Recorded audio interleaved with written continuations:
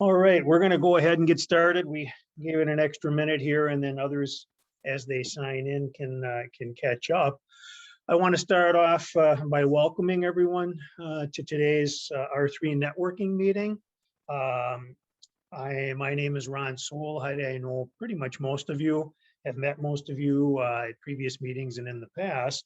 I'm currently the executive director of R3, and I just want to say welcome to everyone and thank you for being here. We've been doing these networking meetings via Zoom throughout the course of the pandemic, and we've continued to do so as we're all aware. Some of the infection rates are rising in Minnesota, so we're not out of the woods yet, and we just appreciate the ability to continue to hold these meetings virtually and to continue to spread information and news about the good work that many of the R3 network members are doing. I'd just like to start us off with remembering Thanksgiving coming up this next week and how blessed we all are. And I am praying that all of you are able to be with families and friends throughout this Thanksgiving season. I know many people are struggling with the effects of the pandemic, employment, housing. All of the folks that we are serving are struggling even more so due to lack of resources, and a number of resources that were there pre-pandemic have diminished and not been able to provide supports and services in the same manner. So we just have to be thankful for how blessed we really are at this time. And I just hope you are all well and stay well over this holiday season as it comes up. I'd like to also remind folks that there is an opportunity on the R3 website for donating to the R3 Collaborative. We've gone with a new funding provider, Give Minnesota. There's a couple of links on the R3 website if folks have an opportunity and the ability to provide some financial support to the R3 Collaborative. It will help continue to fund these meetings and events as we move forward. So thank you for that. Today we are recording the meeting, just so folks are aware. We want people to use the chat to plug in your contact information. If you want to share your contact information, please put it in the chat early on. Name, phone number, email, address, all of those things would be helpful to share with people. And so go ahead, and if we've got a couple of minutes here to go ahead and get that placed in the chat. Our couple of quick announcements as well. R3 Collaborative and the Rain Homes through John Henderson have been meeting with some very dedicated and experienced volunteers that have been working to provide case management and support to persons involved in reentry and also recovery. And so I just want to thank them for their continued efforts. They've been meeting on a volunteer basis. A few of them are on today's meeting as well. And I just want to say thank you for the work that you're putting in. The group just recently completed the peer support training through Minnesota Teen Challenge that was offered up just recently through Teen Challenge. So despite their many years of education, experience, and knowledge, they continue to learn and continue to grow and continue to provide supports to clientele and folks who are served through many members of the R3 Collaborative. So I just wanted to bring that to folks' attention, and we're continuing to meet and looking at how we can do more with that resource and keeping people connected to Christian faith-based organizations through R3. So before we get started with our speaker, who I'll introduce in just a minute, I'd like to call on DWight Anderson, since he's there, to maybe give us a brief prayer here to start out our meeting and ask for the Lord's blessing on this meeting today. Okay, thank you. Thank you. Yep, let's go to prayer. Lord, we thank you and we rejoice at this time of Thanksgiving for all that you've done and all you've provided, especially through your Son, our Lord Jesus Christ, providing salvation and hope for everyone. And thank you for the opportunities we have to reach out to those incarcerated in jails and prisons all across the country. And I thank you now that doors are opening up for us to actually go in to the jails. And I know Scott County Jail, we've been applying, and personally myself at Oak Park Heights, and places where we can actually go back in there. And I thank you for all of these ministries that as we collaborate and work together to help those incarcerated and those coming out of incarceration, and all the many different ways that they need help and encouragement and bring them hope.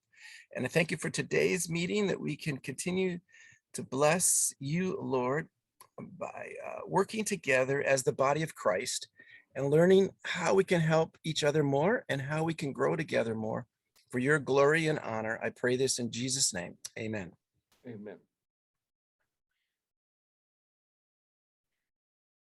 Whoop, gotta unmute.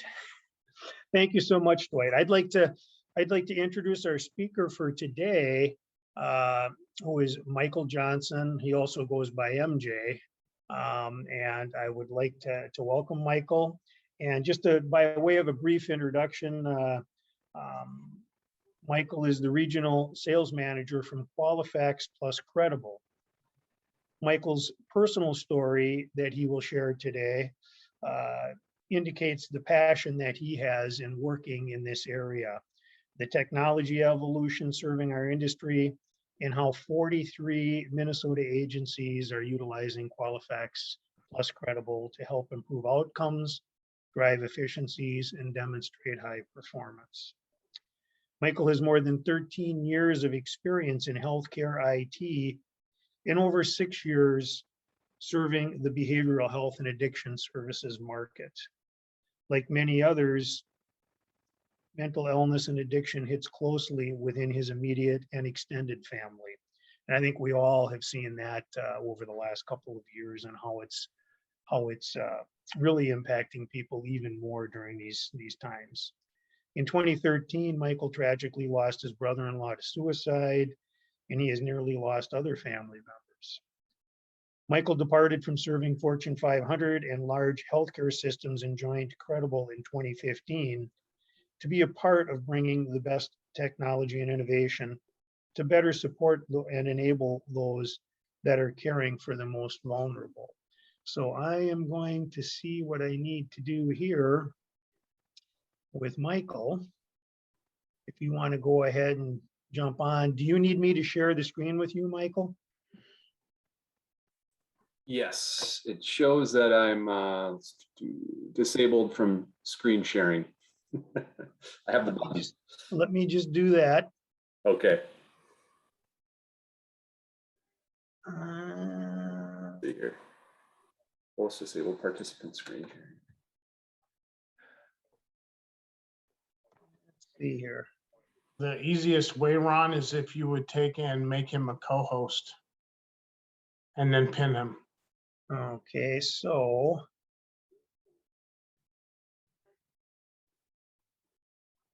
let's see what we can do here. You're just going to end up sharing your screen off of that button. Yeah, I'm going to stop that. Stick with us, folks. So to make him a co-host, I'm going to go to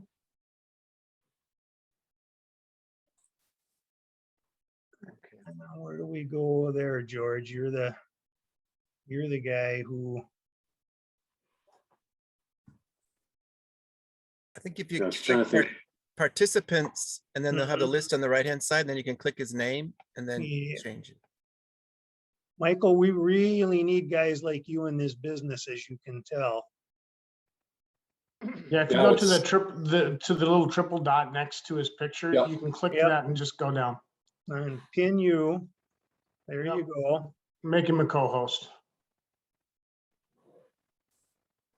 Or,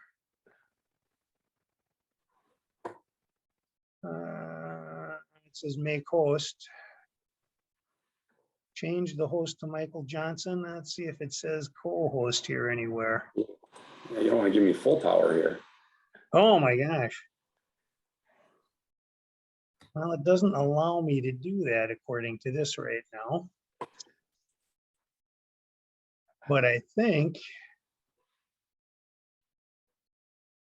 I'm just gonna hit make host right now. Okay, Michael? All Gonna right. give you the power. All right.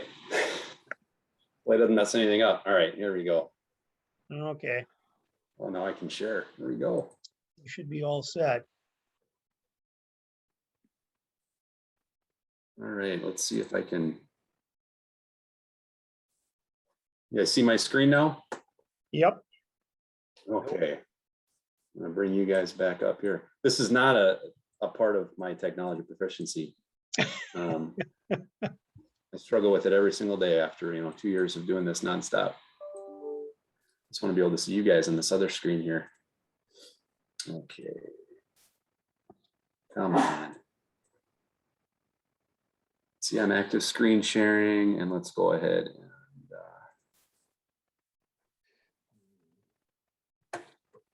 now we have to choose the correct screen, and then we'll be good to go.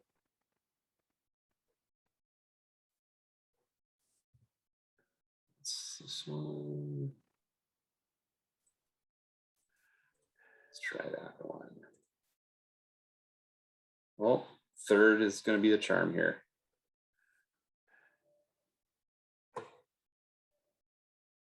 Okay.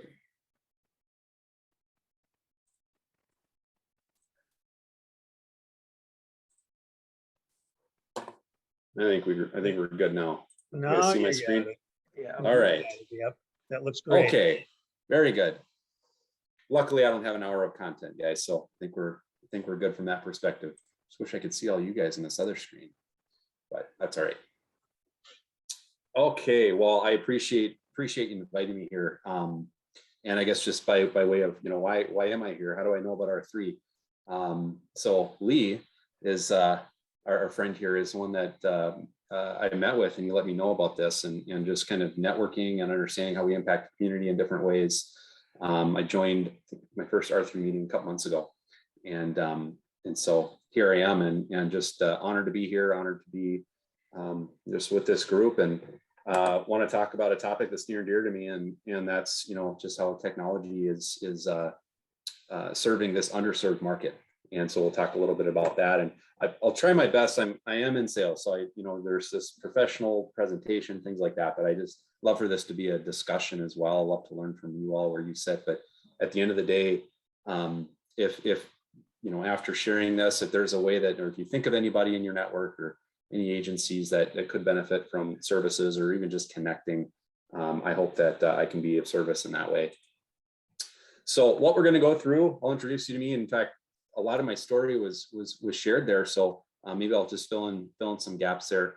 But would love to also hear from everybody who's here, and just understand your role, how technology plays a role in your work every day, or maybe how you have to work for technology sometimes. And then I'll talk a little bit about some things like the rights that we feel agencies should have, and the organizations that are serving the community, their own rights for serving this community.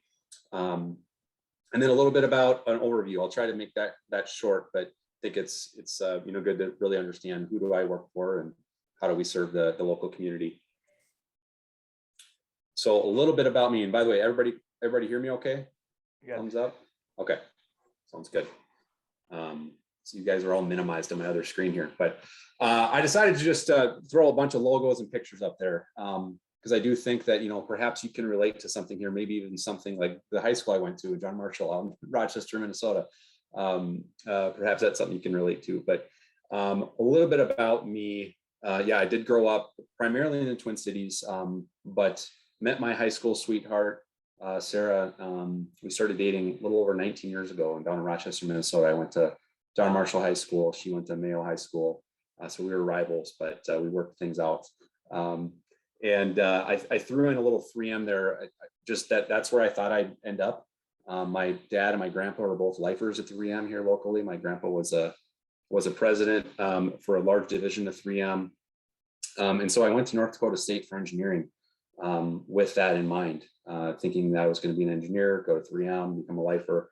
But things changed a little bit. I ended up doing a door-to-door sales gig in college and ended up really enjoying sales and just the challenge of that, and understanding how to connect with people at different socioeconomic backgrounds.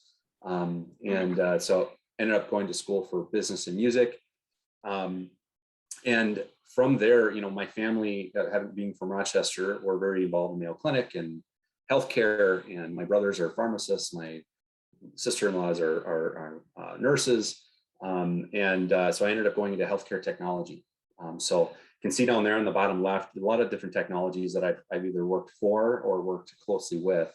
Meditech being the first ones, big healthcare hospital system. I don't know if anybody's heard of that, but you've probably heard of Epic, big healthcare system here in Minnesota. Meditech's a bit of a rival of theirs, but worked in healthcare IT and in really the hospital ambulatory market, and enjoyed that. But ended up working, supporting other large systems, Fortune 500 companies like Oracle and Salesforce, and a big AI company called Pros, and big partner of Microsoft here locally. And so I throw all those in there because I always wanted to work for the best technologies. And I didn't really know why or where at the time of working for all these other organizations, but it all kind of came together later on. So we'll talk about that in a moment. I ended up going to Bethel University for my MBA. So that was about 10 years ago or so. I have a question mark up there in the upper right. I don't know if more, education is in my future or not. We'll find out. And I a couple other things about me. My whole family is very musical. I play a 5-string electric cello. I love golfing. If that could be in my future more so, that would be great. But about my faith a little bit. My wife and I both grew up in very different backgrounds. I grew up small Lutheran church. My wife grew up in a Mormon church, actually. And as we were together, we were trying to figure out how do we come together with our different faith backgrounds? And Westwood Community Church was the first church we had ever attended together. And it became our home church down in Excelsior, Minnesota. It's where we got married. We were baptized there together back in 2009, married in 2010. And that's where our faith journey really launched. We ended up buying our first place up in Maple Grove, Minnesota. We ended up getting plugged into a church called Eagle Brook. That's how I met Lee. And we got really plugged in. My wife ended up getting plugged into the kids ministry, volunteering there. And she became a pastor there about 5 years ago. And so I'm very involved there. I had been involved in the elementaries with the elementary kids, had been involved in production as well. In fact, Lee, you and I used to work in production there together. And now I'm involved in elementary as well as middle school. So I just have a huge heart for kids. It's a scary, crazy world out there right now. And I think there's a lot of preventative measures that we can be taking with kids right now. And I'm just honored to be a part of that on the weekends and on Wednesday nights. So I have a small 6th grade boys group that I meet with, I just met with last night, as well as teaching up on stage on the weekends for 1st to 5th grade. And so it's just an honor to be able to do that. And I do have 3 kids of my own. You can see here, all 3 boys, 9, 7, and 2. So that picture's a little bit old. And so that's really, really at the heart of my story right now. But all of this technology that you can see here on the bottom left, again, I was trying to figure out, where does this all come together? With the story that you had heard, what you didn't hear there too is I have several family members that have suffered from behavioral health, mental health, substance abuse challenges for many, many years. And this company called Credible had reached out to me, and I don't really remember how they found me, why they found me, but I didn't really realize that this was a whole separate industry, and there was a ton of nuances, and that there was actually some reasoning behind my brother-in-law losing his life, that perhaps if there was a better view into the depression that he had and the medications he was on, and all of these other things, there could have been a view of the care that needed to be provided for him, and there wasn't. There was not a system providing that whole person care for him.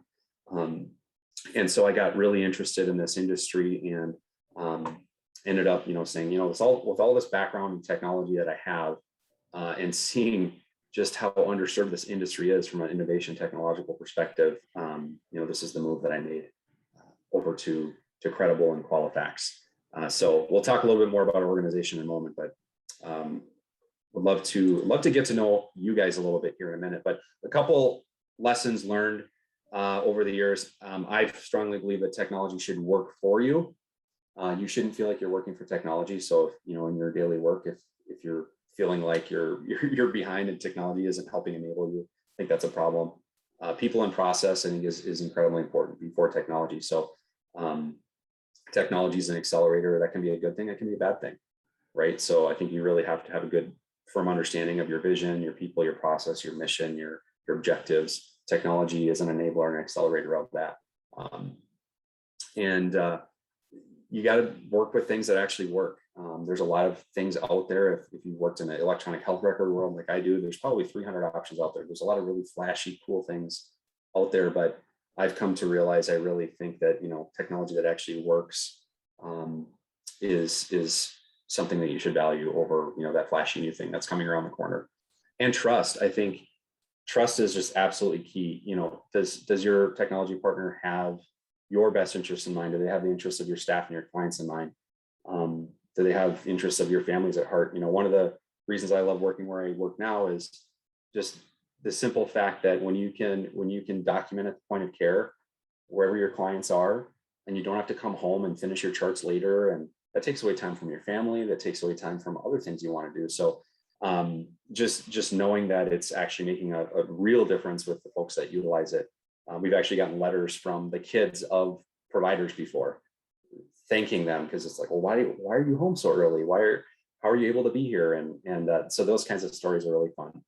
And of course, just make sure that you're working with somebody who's got a lot of references and folks to talk to. So those are just some lessons learned. But I'd love to kind of go around to, especially since we don't have 50 people in the room here, just understand, what role do you have? I guess, why are you involved with R3? I just love to understand what role technology plays in supporting you. And I'd love to make this maybe a little bit more prescriptive for the folks that are in the room, because there's a lot of things I could go through here, but I just love to understand who we have in the room here. So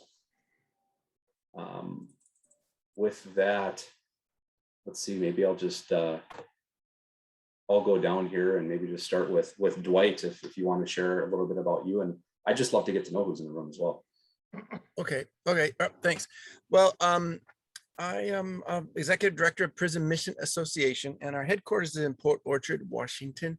So I do work remotely because I live in Burnsville, Minnesota, but I do travel all over. We've had amazing growth, so I've had to decentralize it. So we've got 38 different groups, churches and ministries and individuals actually that are duplicating what a home office does. What we do, we provide free Bible correspondence courses, both in English and in Spanish. And our students can get college credit for that. And we're developing leaders from within the prisons and the jails to develop micro churches, or, like sort of like a house church, right within, to do ministry right from within the prisons. And so right now, because of COVID, we haven't been able to go in. So we have been using technology right now, where there's a prison TV offender network. I don't know if you've heard of that, but it's kind of like your local cable access channel for regular people, but it's on the prison. It's in the prison. So anyway, so I'm submitting our live stream shows. Actually, I converted it to a DVD for some reason. I tried to send in MP3 files, but they couldn't deal with that. They have to put it in a DVD player and then they play it on the, but anyway, so I convert it to DVDs, and then it gets played out across the prison network offender TV channel. And a lot of my correspondence course groups, the 38 ones, I've given them all the lessons, answer keys, all the pretty much the whole package of everything what we do from a home office. And so a lot of that I'm doing through training through Zoom like this, and then through emailing. And actually, I'm building a hub right now where they can download all the educational stuff, all the different things that we can provide free for churches. So I haven't really thought through, but it would be good for me, I guess, to evaluate all the different pieces that I'm doing with technology and how maybe we could increase or you do better on those areas. But pretty much doing emailing, and then we do social media. So I post on every Tuesday, I put up a prison transformation radio podcast. So I do podcasts on Tuesday.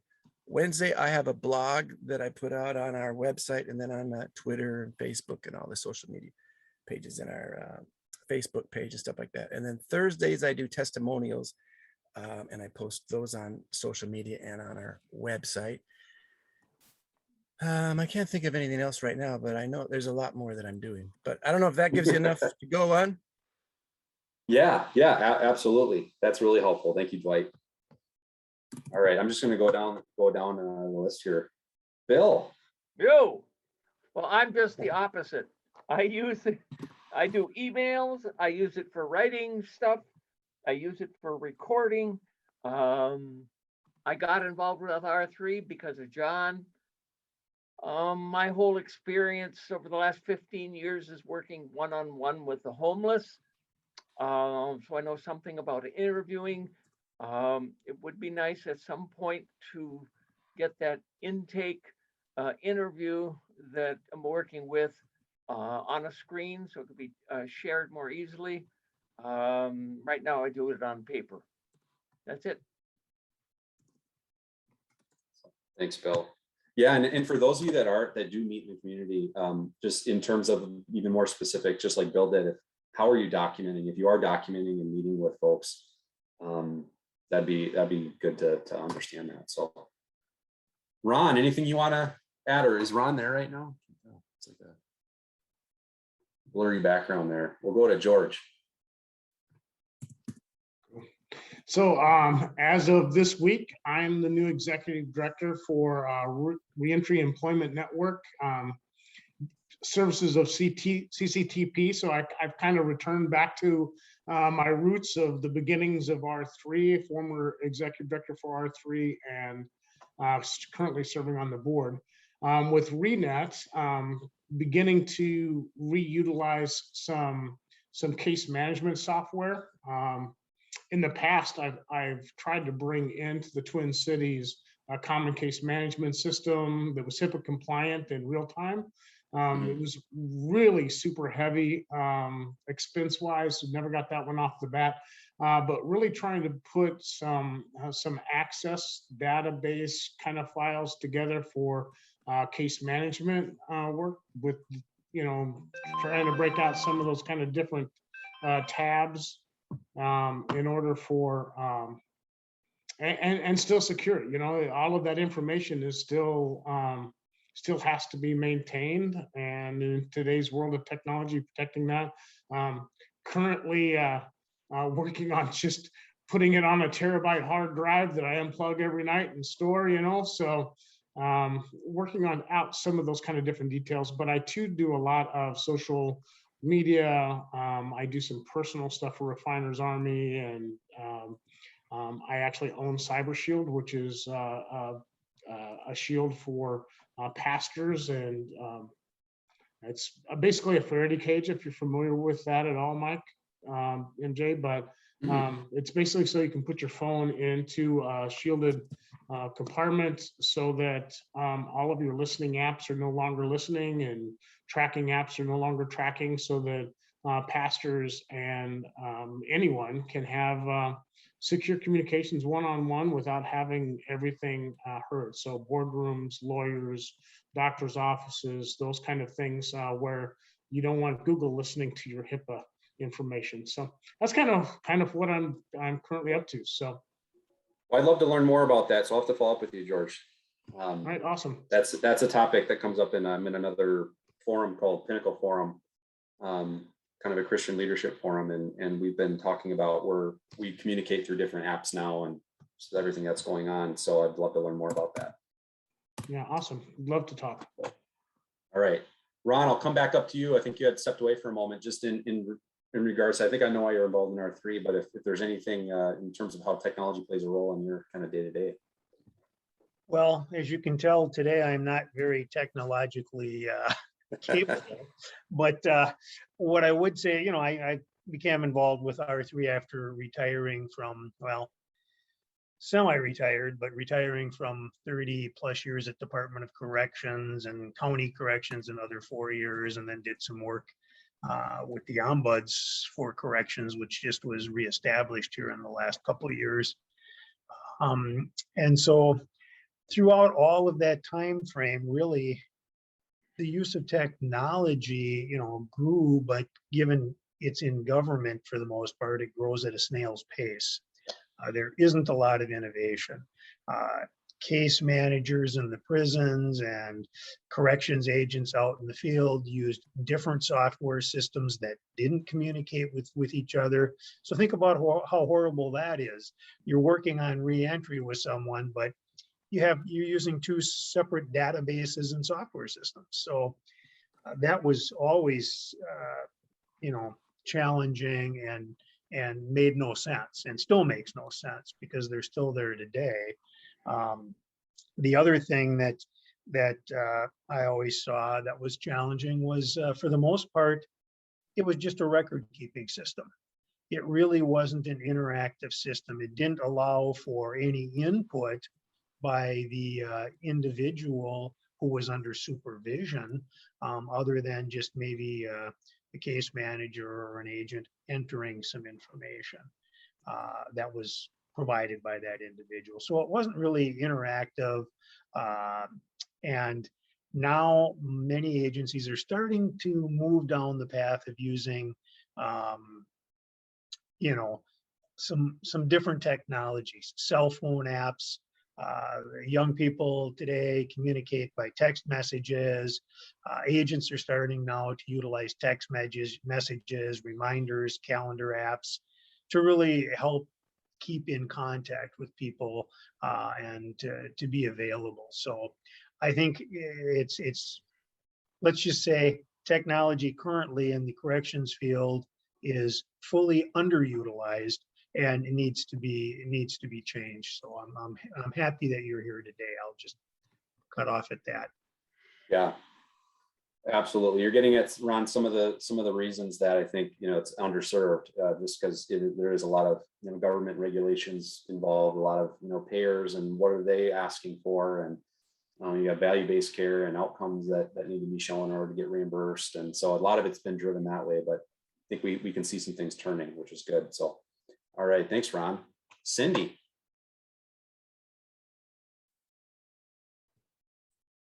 Hi, I'm Cindy Wessel from Him for Her mentorship program, and we work predominantly with the women coming out of Shakopee prison.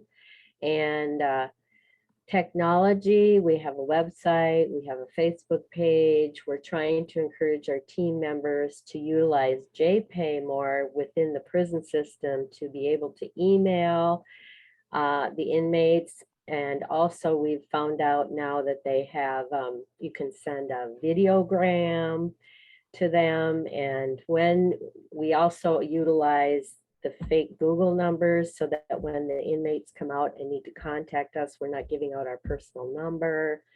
And the reason we got involved in R3 was to network with all kinds of other organizations that have a heart for vulnerable people, and to share that information with the team so that if they have a need in a specific area, we know where to maybe suggest they contact somebody, learn and grow, and so forth. That's where we're at. Thank you, Cindy. All right. Going down. Mary.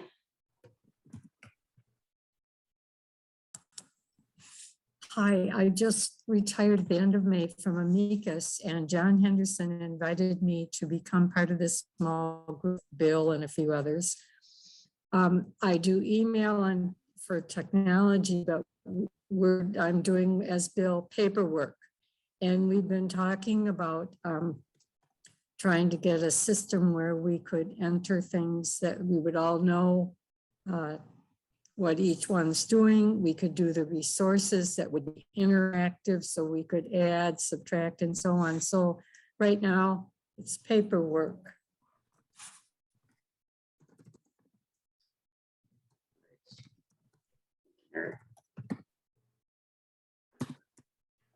John Henderson.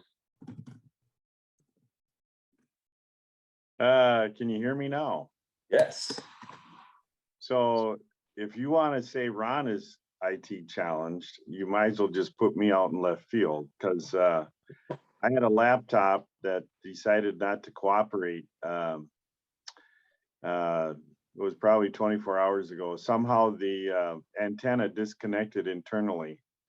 So Oh, wow. they're not using an Ethernet cable. It malfunctioning. So then, of course, I went out and spent what I thought was an exorbitant amount for another laptop, and now I'm trying to set it up, and I'm just I'm not going to have any hair left when I'm done, because I'm going to pulled it all out. But the real objective for the ministry is what you have is there's numerous individuals that are participating. You just heard from like Mary Moss recently retired. Bill Betzler is retired. There's others, Mary Cardinal,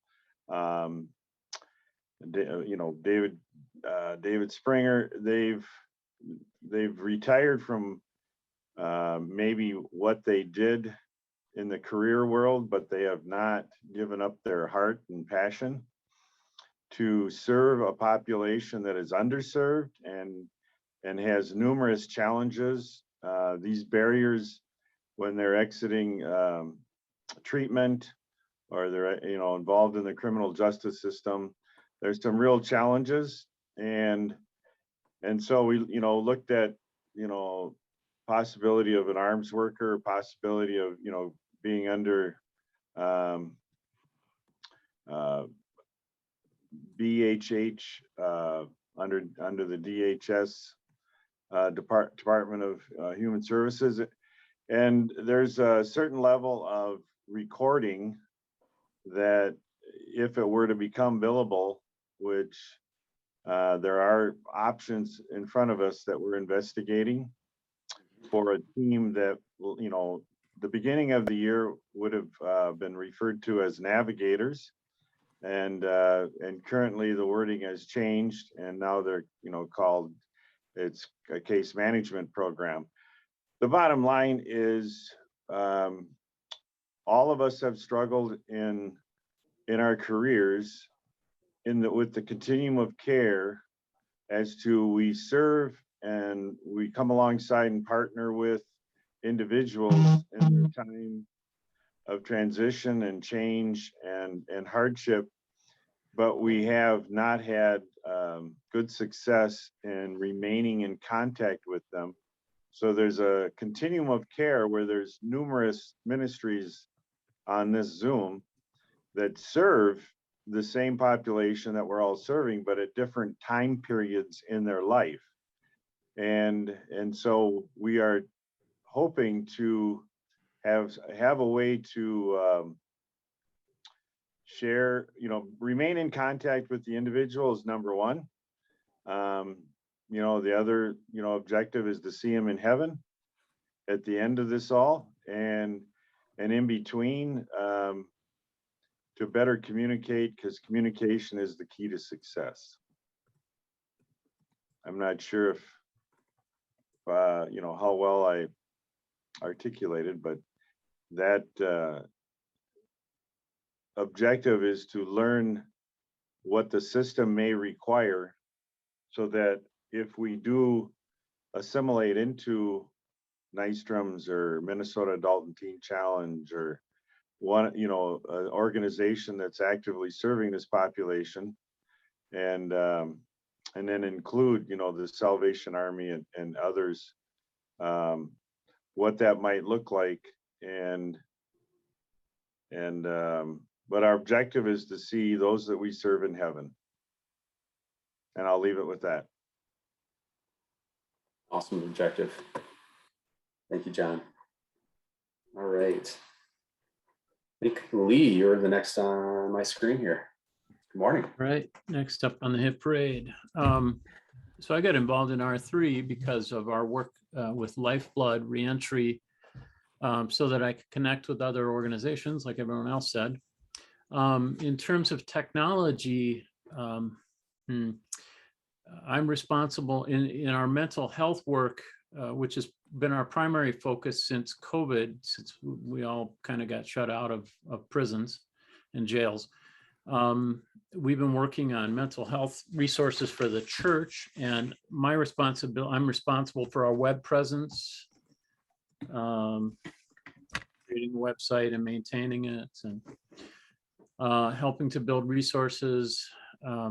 So we have a fairly robust technology usage in terms of how we distribute our resources on our website for churches or for anyone else, in fact. And this week, my contact is in the chat area. If anyone's interested, we decided as an organization that we are no longer going to charge anyone for our resources, that they belong to God and God equipped us to produce them. We're going to remove any barriers we can.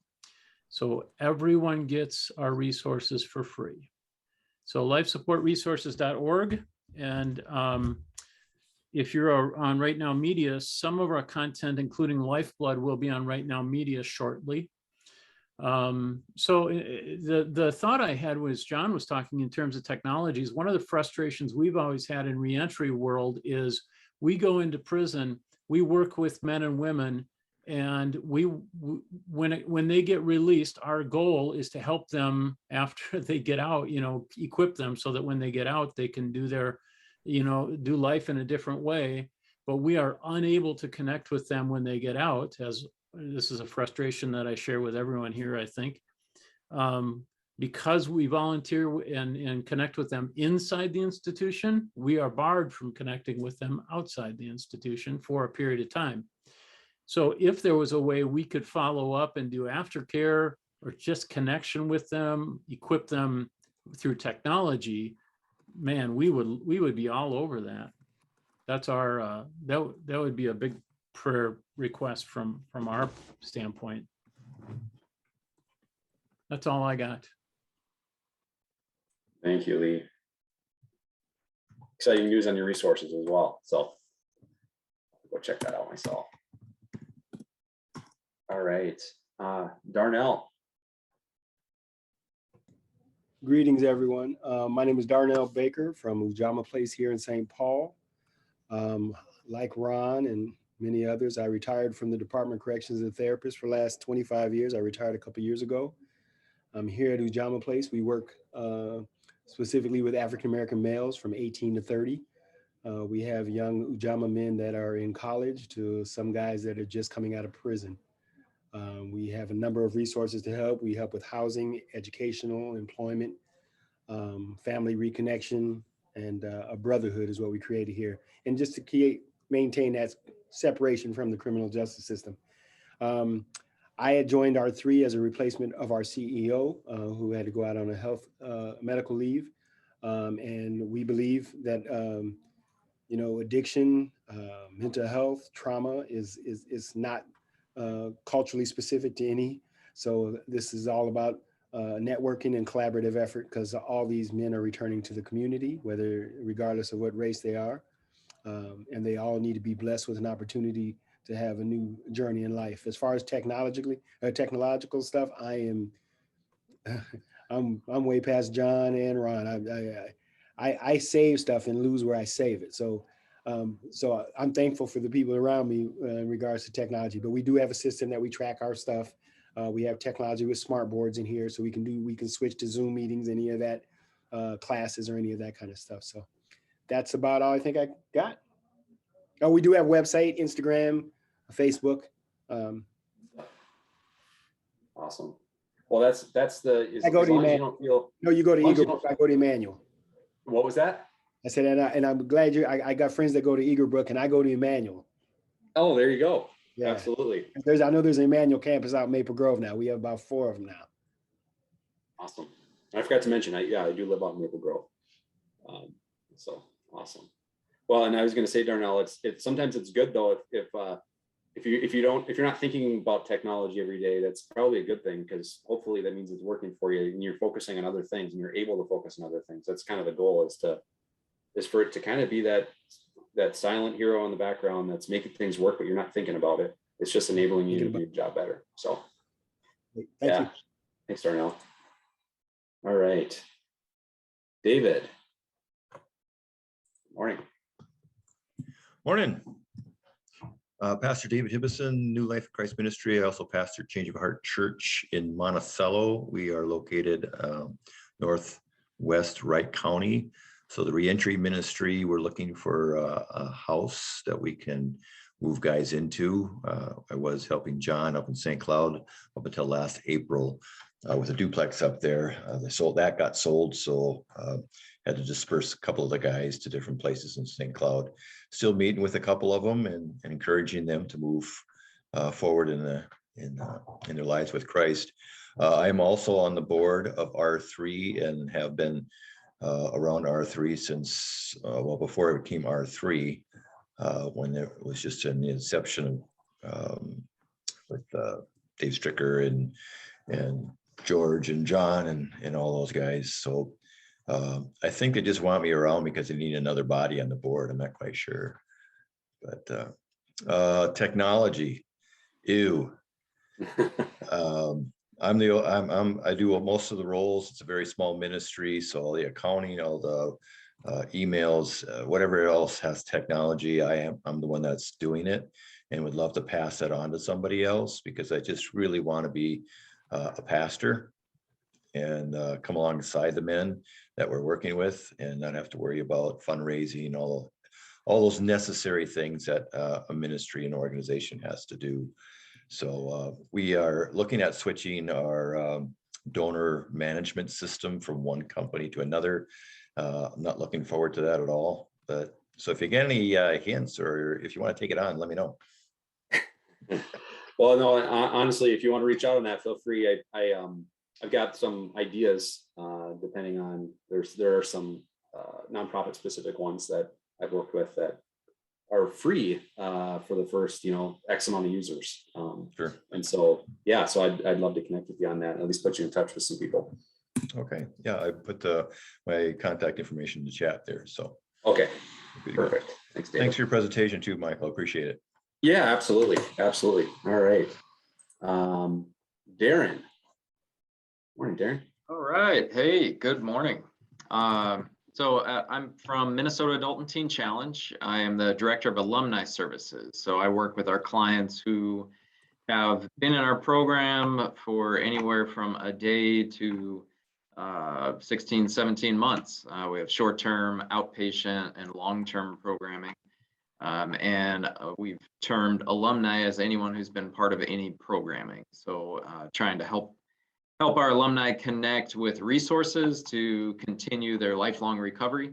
Those resources being church connection, recovery groups, Bible studies, recovery activities, sober leagues, all that stuff, as well as connection with one another. So we use technology. We have an app for our alumni to download, and it's a HIPAA safe app that we contract with through Cared For. So we utilize that, and something I interact with pretty much on a daily basis, plus part of our team does as well. We're working on an alumni specific website. We have already our mntc.org website, but we're working on one that's alumni specific that will again be a point place for all those resources that I mentioned for alumni. And then we utilize technology through a database. We have been using a customized access database, one that we built in-house, and we continue to customize as our needs grow. So as we really revamped this alumni department in the last year and a half, we've been able to add to our access database all the needs for our alumni as well. And then we do, of course, social media and emailing, all those typical technology things as well. Thanks, Darren. Yeah, I've been able to, had the privilege of meeting with some of the folks over there in the technology team with Twyla and then other folks as well over the past. And so, yeah, MMTC is definitely a very similar organization to those that we work with here in Minnesota. So, Well, yeah, and the organization itself, yeah, we definitely do a lot with technology. Our alumni department, thankfully, I don't need to know too much. Exactly. Other than how to submit IT tickets, when something goes wrong. So there you go. Well, I think I met some folks at the state fair as well. So thank you for the free stuff as well. Yep. All right.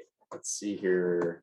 The order keeps changing on me here. Let's see. I think I got everyone except, let's see, Matthew.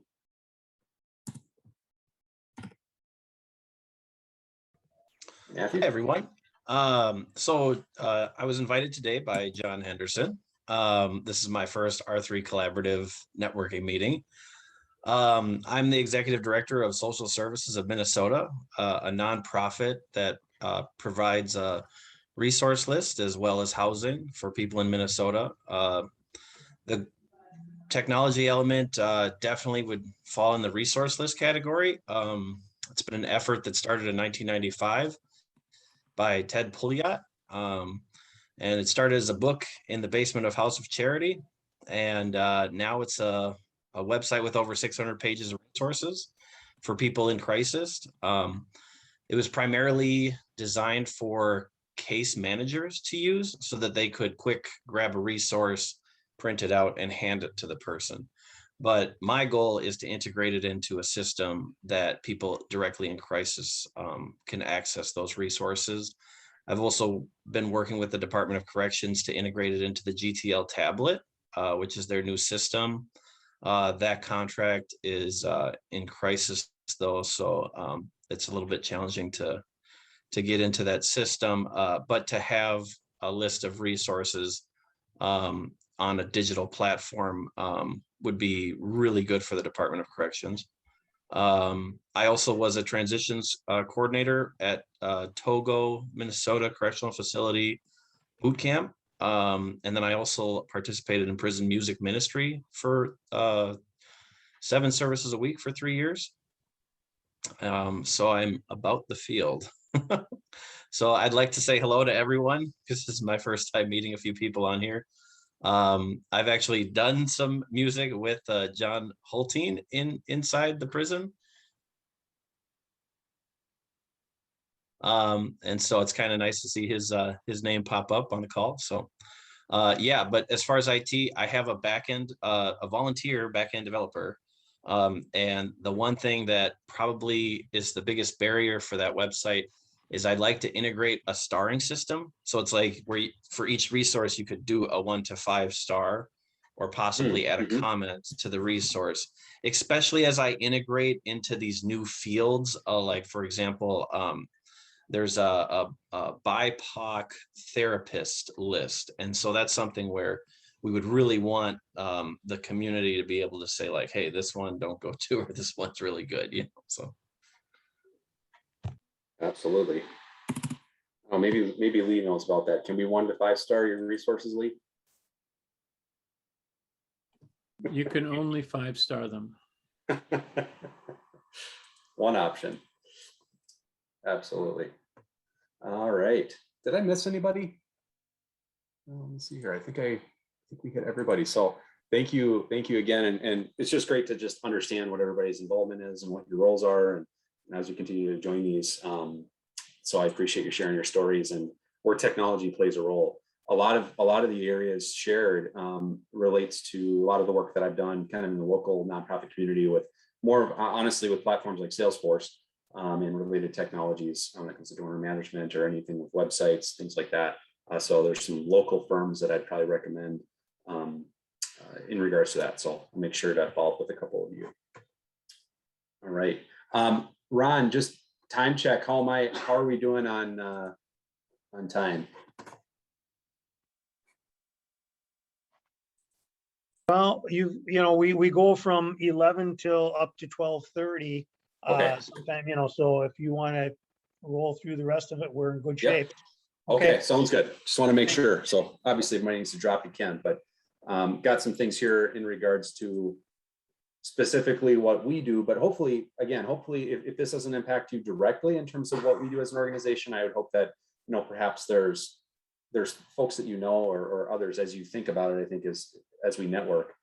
So there's some strategic needs that I think are out there, that we think are out there in terms of technologically underserved industry that we serve in.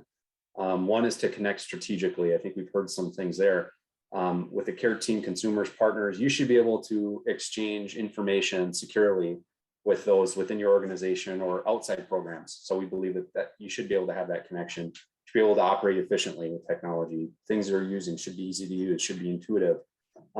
This is a big one that's coming up. It should be able to meet the rising demands for higher staff efficiency and productivity, but also, you know, your staff that you're hiring, they expect to have the tools, you know, at their fingertips that they have for other things too, right? So you should have things that are easy to use.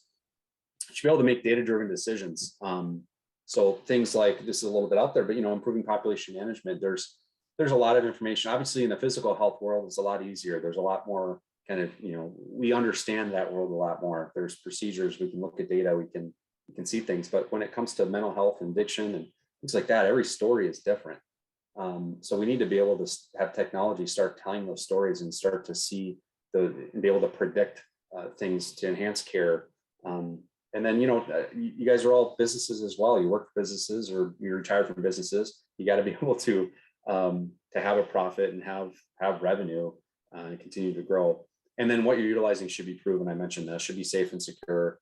Cloud-based. What I mean by cloud-based, there are some databases out there, the technology platforms that have been around for a very long time, and they take those, they kind of shell them into the cloud so you can access them on the web. But a lot of times there's a lot of bugs and errors and things there because they weren't originally in the cloud. So, and then you should, you know, have technology and organizations that are forward thinking, that they're thinking ahead, what's changing in the state, what's changing in the federal landscape, and making sure that they're taking care of those things for you. So there's 6 technology rights that, you know, us as an organization believe that and again, I'm going to be speaking more specifically to agencies that serve, so like the MNTCs of the world, the Nyströms, and you'll see some of the folks we work with as well on here and some of those agencies, but believe that, you know, that core functionality of the databases you're utilizing, electronic health record and associated systems, you should have the right product today. You should have the right data, the right implementation, the right engagement, right support, and the right product tomorrow. So those, I think, are the technology rights when you're partnering with an organization. And just to kind of go through what does that even mean. So the right product today, it's ease of use and simplicity. It should feel easy to use. It should feel simple. You should be meeting the needs of every team and capability for your, again, with agencies, clinicians, front staff, billers, technical team, your C-suite. It should meet everybody's needs. It should make work easier. So it shouldn't make things harder. You shouldn't feel like you're working for the system. It should make your job easier, and it should work seamlessly across all teams. So, you know, I was working with an agency yesterday who has a system, and there's no way to share records between their programs to understand, hey, you know, this particular client, it's separated out throughout all the programs. Yes, who's this? Oh. Hi, Todd. Hey, John, we can all hear you. We're good. So the right data. So what I mean by that is when you should have information in front of you that's actionable from your staff, finance, operation. So, you know, and this is a huge area. You should be able to get to all your data as well. I don't know if you ever worked in a database where you can't get to your information. You should be able to pull that information out, report upon it. You shouldn't have to be a programmer to do it. So that's something we also believe. The right implementation. So this is something I think is often, there's a lot of great technologies out there. There's a lot of great technologies that, but if you can't implement it successfully, then and you can't adopt it and utilize it the way it was designed, it's really not doing a lot for you. So you should be able to have a successful go live. And that really comes down to, you know, the project management methodologies. You know, has this organization successfully implemented technology with like customers before? Do you have subject matter experts on the team?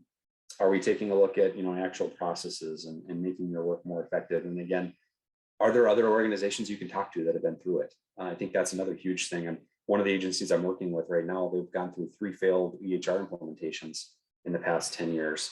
And part of the thing that they didn't do is they made decisions that were, based on what they saw in presentations. It was flashy, it looked good, but they didn't have any other customers in Minnesota.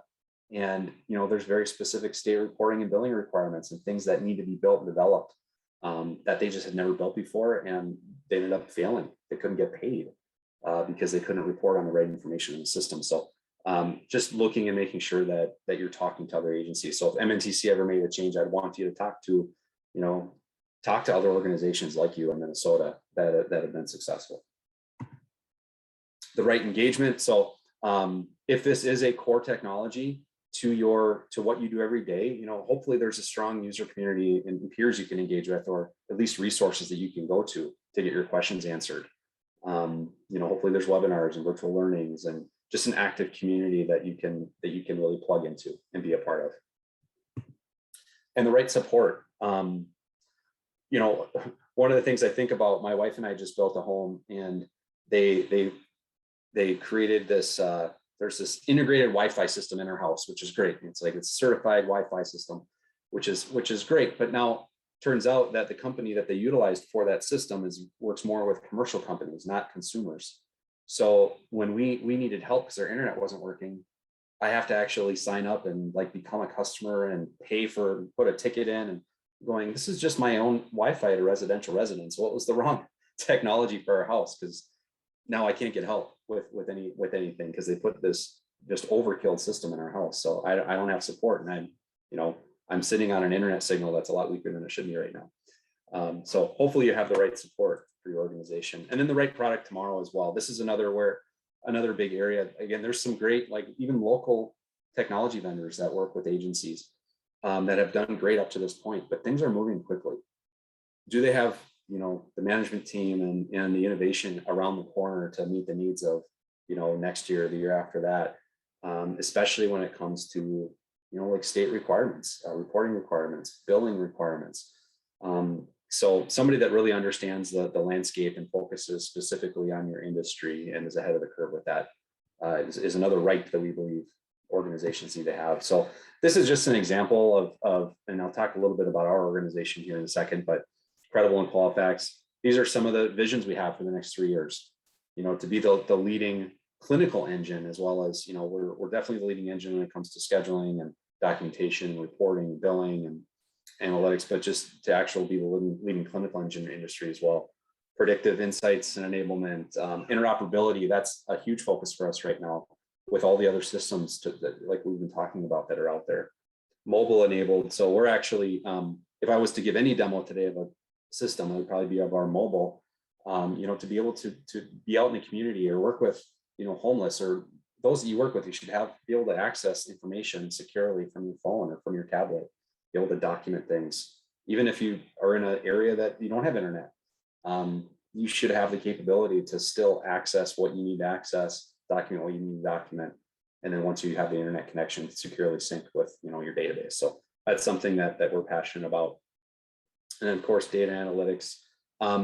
This is an area, the industry leading UI UX. So I would say we probably don't have, and I'll use the term sexiest, product in the world. But I'm okay with that because we've really focused on having products that work, that are proven, that are widely utilized. And the UI and the UX, the user experience, user interface, that's something that we continually are enhancing. But we don't want to do that at the cost of the system being functional and stable and well used. So, and then I mentioned built for the cloud and then third-party app enabled. I think I was at a eHealth summit, a Minnesota eHealth summit in the last few years, and there's this vision that everything is going to end up being on an app store, but it's going to be on the same platform. So just kind of keeping that in mind and making sure that you're not with somebody that's going to be gone in a few years, that you're with a technology, company that's really thinking about those things, that perhaps everything will be on the same platform someday. So in terms of who we are as an organization, and I'll just click through these here really quick. I won't belabor you with these. Again, I wanted to stay away from a lot of these kind of salesy slides, but I do think it's important for you to understand who we are in case there's folks you have in mind that we should be talking to. So we're the largest electronic health record vendor in the country by sheer size in serving this industry. That's all that we do. We serve behavioral health, substance abuse, and human services.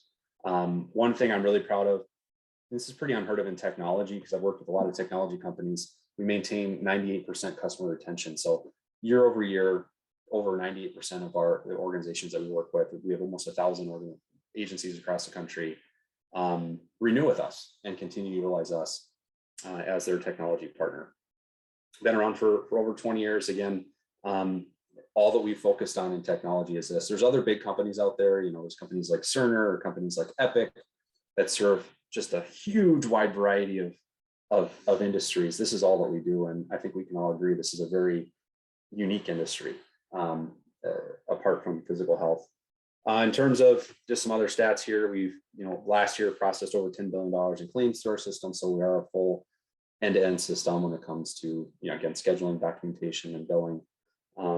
We have the 2 highest rated class. So there is finally, for our industry, finally, we are recognized enough to be part of these class reports that are out there, which are independent, kind of user and provider oriented studies done on the different systems out there in the world. And so we're by third parties also rated real high. But we actually, in terms of innovation, we have over 180 product engineers. So that's, again, there's changes that are happening on a statewide level every single day. And so we want to make sure that things that are happening in Minnesota, that we're ahead of the curve with what's happening. We have over 500 employees. And then an area that I do like to talk about, we've over 3.6 million lives are impacted through the system. We have over 180,000 users logging into the same exact system every single day. This last month alone had added another 8,000 users across 9 agencies. And so I say that because we're impacting a lot of people. So we take our job very, very seriously.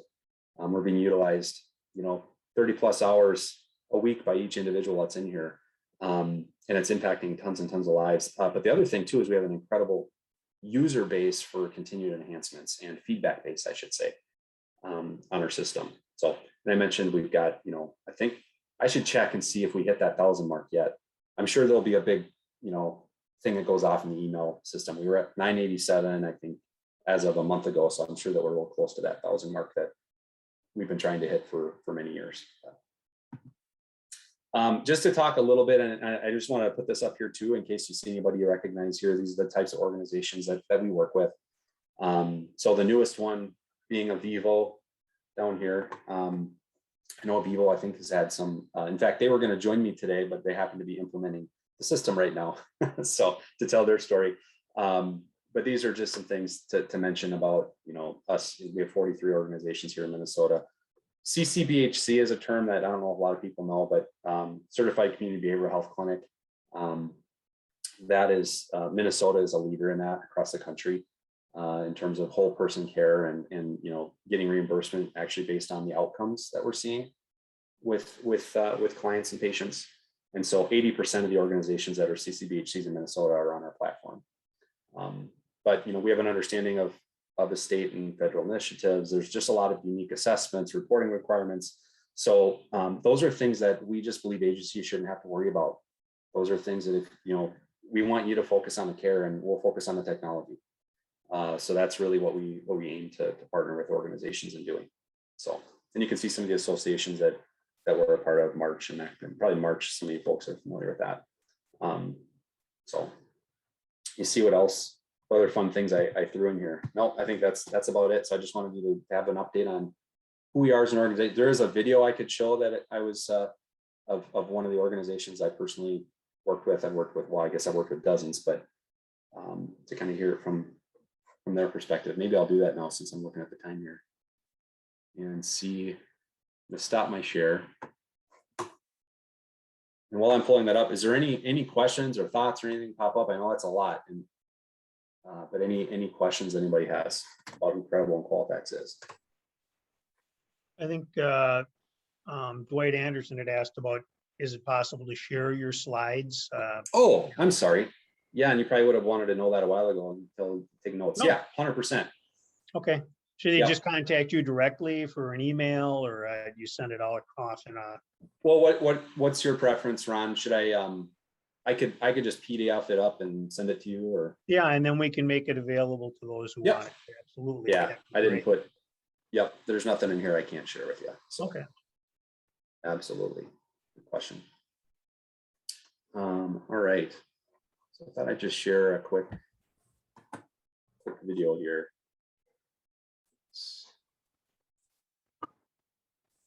Actually, before I do that, I wanted to share.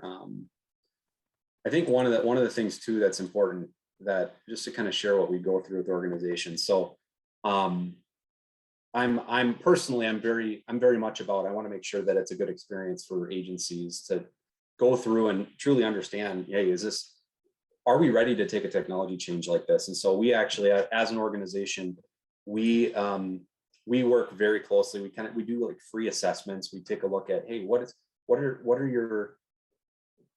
your agency saying? You know, what's your staff saying? So we've got a lot of kind of free assessments, almost like management consulting kind of work that we do for free, where we send out surveys, we get feedback in regards to, you know, what is it that your staff is even saying in terms of your challenges. We put together deliverables so that we can share with you, hey, these are the requirements we think you have. This is the vision that we see for you as an organization, because we've gone through about 3,000 evaluations over the last 20 years.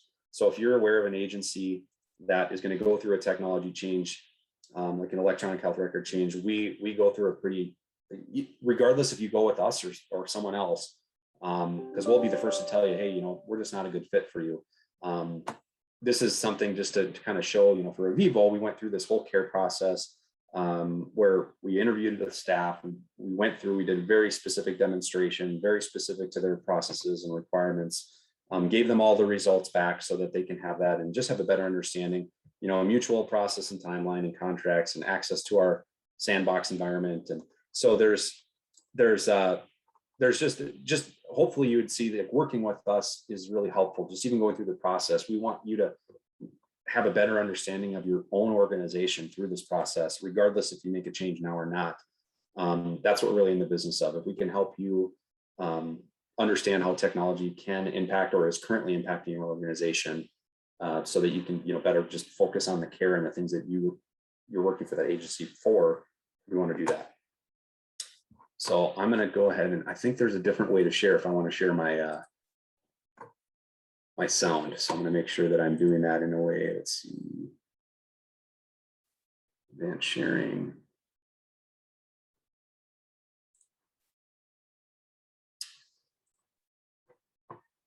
There we go. Share sound. See, look at that. Optimized for video clip. Show this here. So if you go to crediblelink.com, there's a ton of videos out here about agencies that have worked with us. I just thought I'd share this one here. One of our somewhat more recent. I guess they went live in, I think, 2017. I'm going to pull you guys back up, make sure I can see your. So I'll go ahead and play here. Somebody speak up if you can't hear it.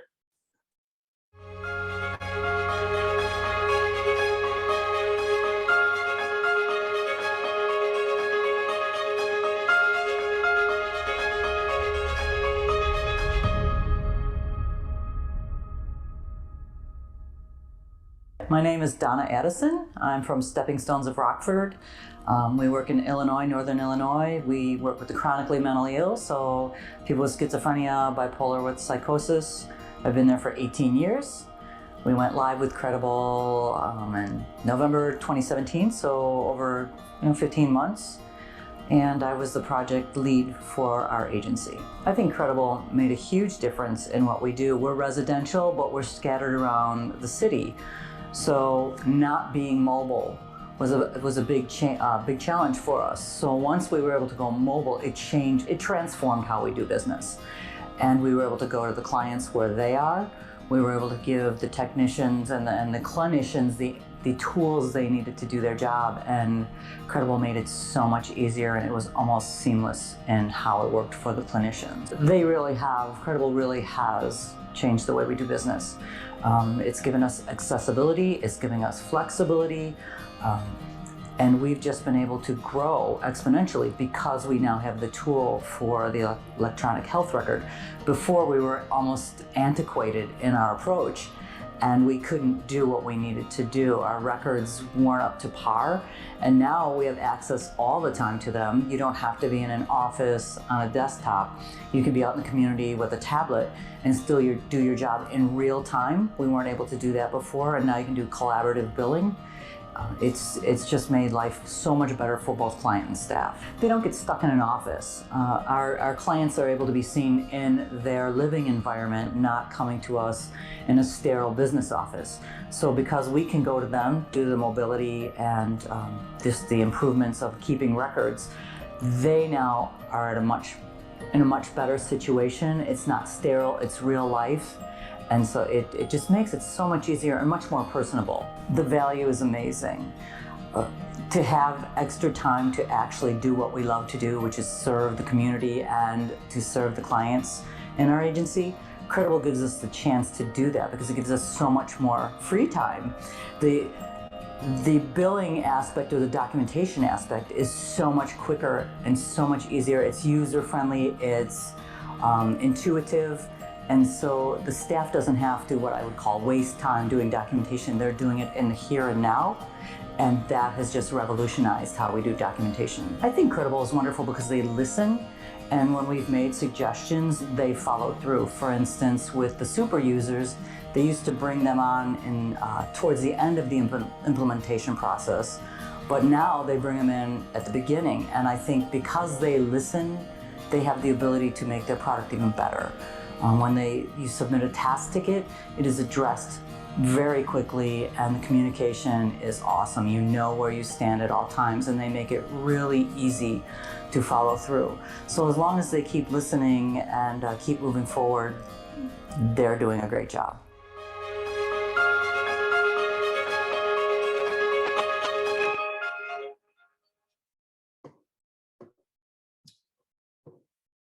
All right. So that's Donna. We go way back. That was our first ever implementation in the state of Illinois, actually. So for that to be our first and to have a happy customer is a pretty big thing because each state is so different. So that's what I do now. This is the industry I work in right now. I'm very passionate about it, obviously, for personal reasons. But I have worked in other industries as well. So again, if for those of you that are in ministry, many of you are, or those of you that might just know others that are in the nonprofit community, there's a lot of different technology platforms I've been exposed to, worked in, have led teams through. Again, another really big one for me very recently is the Salesforce platform. HubSpot is also another one. So for those of you that need help in those areas, I have a lot of connections locally in those platforms, especially with partners that are specialized in implementing it for nonprofits. So I'll kind of leave it there. And yeah, it's just thank you for letting me present, giving me time and attention. Everybody has a lot of things going on. I will send this to Ron as we talked about. And if there's any questions or thoughts, feel free to shoot.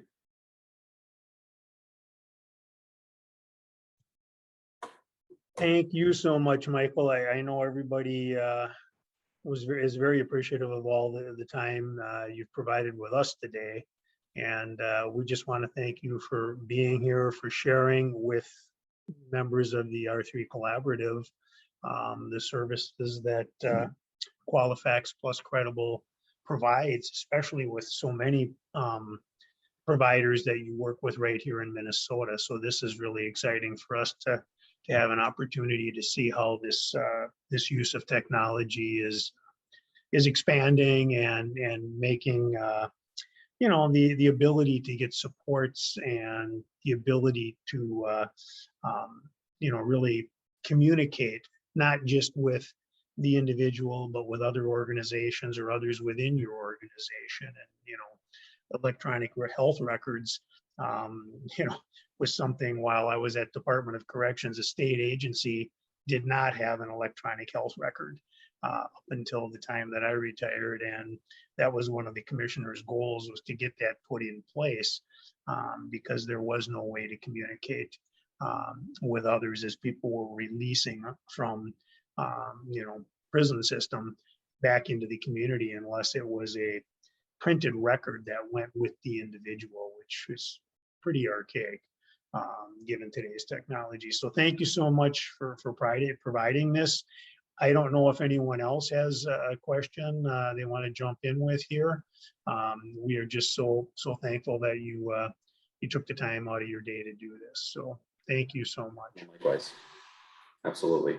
And just so everybody knows, this last year, we added a model that to work with organizations from one provider all the way, we work with organizations that have thousands of employees. And so there's members of my team that work with smaller agencies as well, and then we can get up and going in a few weeks.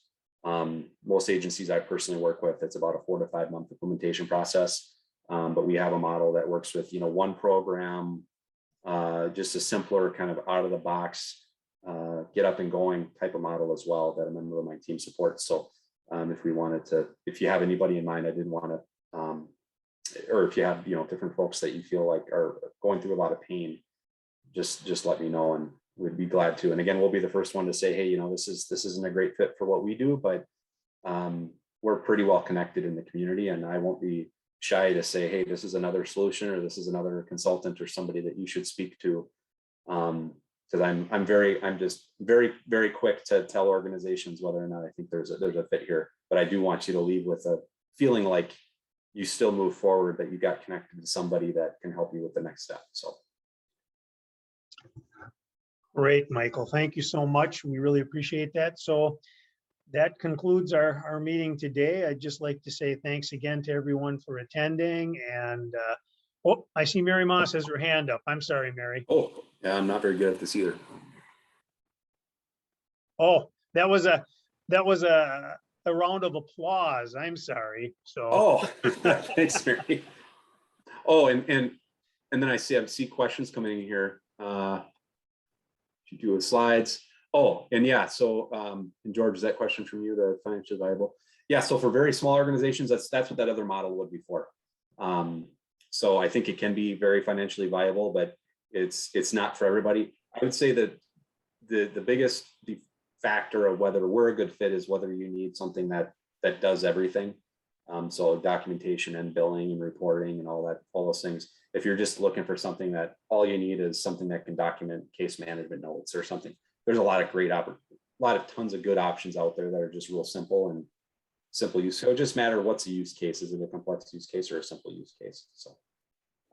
All right. Yeah. Great. I guess, Mary, that was the sound of one hand clapping, I guess. So I have had to remember that. Well, thank you, everybody. Have a wonderful and blessed Thanksgiving, and enjoy time with friends and family, and eat lots of turkey. Will do. See you all. Thanks, everybody. In December. All right. All right. Take care. Thank you. Bye, everyone. Bye-bye. Thank you so much. God bless. God bless.